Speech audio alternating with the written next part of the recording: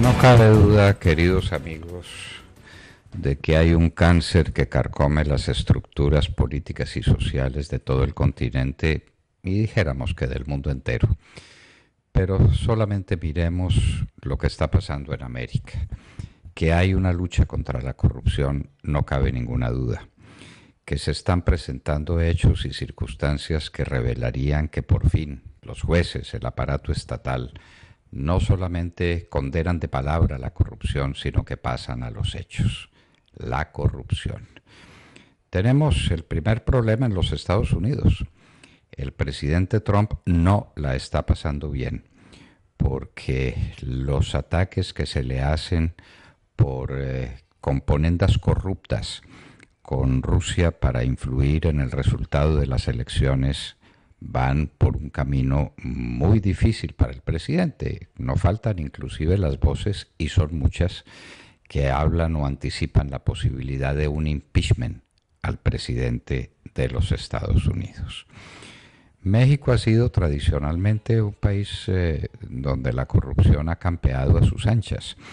Eso lo llaman los mexicanos muy cordialmente, entre ellos la mordida. Inclusive hay ciertos funcionarios públicos a quienes llaman los mordelones. En México se están dando noticias que permitirían pensar que las cosas no van a seguir siendo tan sencillas para los corruptos.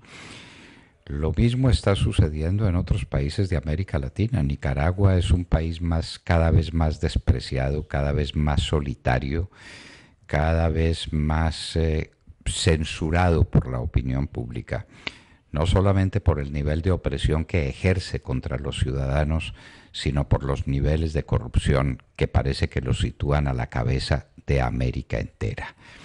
Y eso no está siendo bien visto.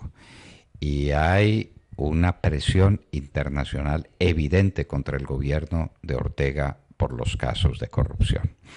Lo de Venezuela es un capítulo aparte, es un capítulo distinto. Ese es el gobierno, la estructura estatal más corrupta de América y del mundo. El cartel de los soles, que son los militares que con el apoyo de los cubanos que han sido exportados desde Cuba para aliviar los problemas sociales de Cuba y para influir en los destinos de América, están produciendo unos hechos que el mundo entero está rechazando. Pasemos al Brasil. En las últimas elecciones no cabe duda ninguna de que la votación en favor de Bolsonaro estuvo muy influenciada por los hechos de corrupción que sacudieron los gobiernos socialistas de Lula da Silva y de la señora Dilma Rousseff. Y eso produjo efectos. Y ahora tenemos la noticia de que también el hombre fuerte de Temer en Sao Paulo acaba de ser enjuiciado por hechos de corrupción cometidos durante su gobierno como alcalde de la ciudad de Sao Paulo, la más populosa del Brasil y una de las mayores de América. Pasamos a la Argentina.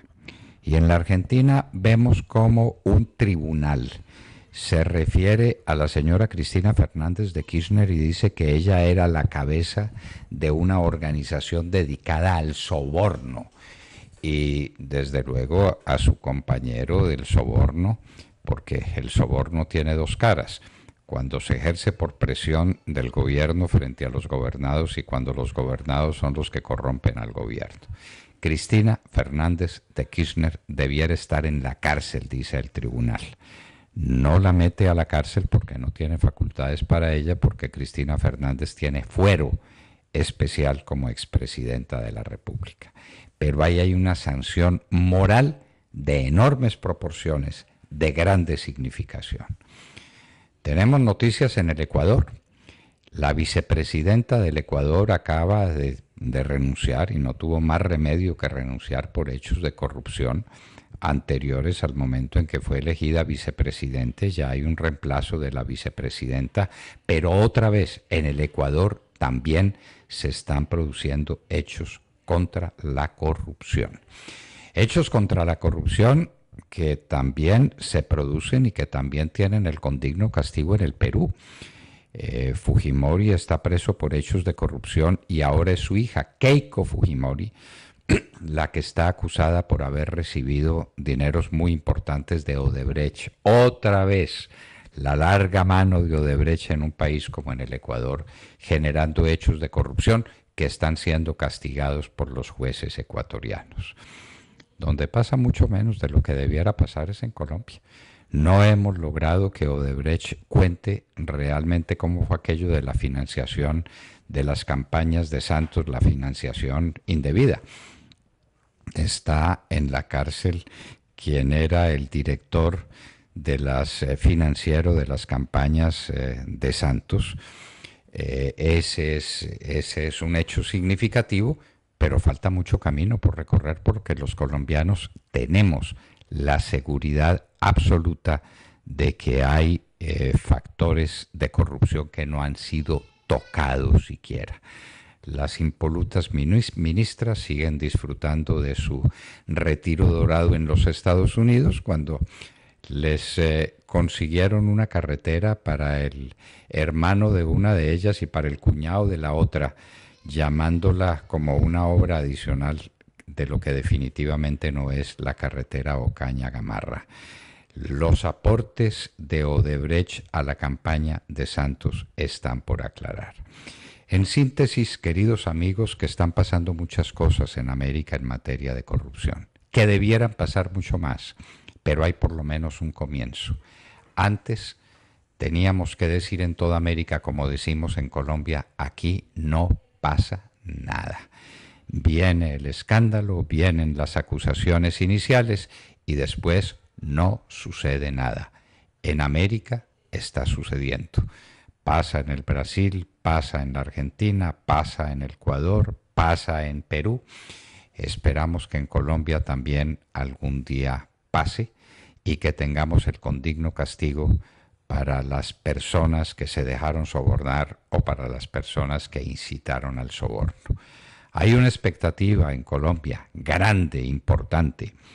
El señor Luis Fernando Andrade, antiguo director de la ANI, salió protegido por el gobierno de los Estados Unidos hacia ese gran país.